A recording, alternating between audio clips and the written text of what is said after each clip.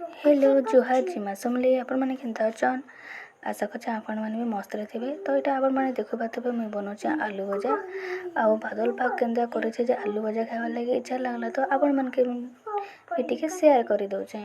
तो इटा देखो मुझे पहला तो स्टार्टिंग रु आलू भजा सादा वाले भी भल लगसी। तो मुझे के मसला टी देछे बाटी करी आउ चोल गुण तो आगु थिला ना आउ मसला टी देथिबा चोल गुण दे करी भाजी थबा बोले मस्त लगसी। आरो गोटे अलग सेंट भी देसी मस्त टेस्टी भी अलग लगसी। आरो आलू भजा एंता जिनिस जे पखाल भात भी भल लगसी सुखा भात भी भल लगसी बासी भात भी भल लगसी। तो यहाँ मोर पिलार भी फेवरेट मोर भी फेवरेट। तो यहाँ देखुन टिके ढापी दीचे आउ टिके सीझिले ढापी ढापी देकर जब भाजबा बोले मस्त सीझे और बढ़िया भी होती देख मोटा भी बढ़िया है पूरा लाल लाल करी एवं मोर लाहाती पी गला ना। तो केते सुंदर है। तो आपण मन भी कहबे काका के आलू भजा भल लागसी जे कमेंट बॉक्स रे।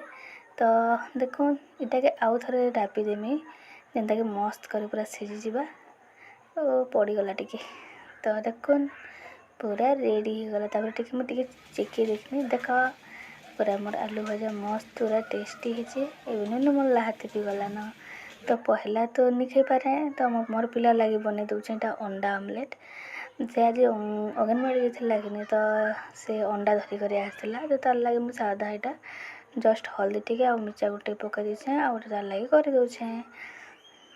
तो फ्रेंड्स आज वीडियो केन्ता लागला जे कहबे आ जेन मैंने मोर चैनल नुआ अच्छन से मैंने लाइक सब्सक्राइब टी करवाटा नहीं भूलबे।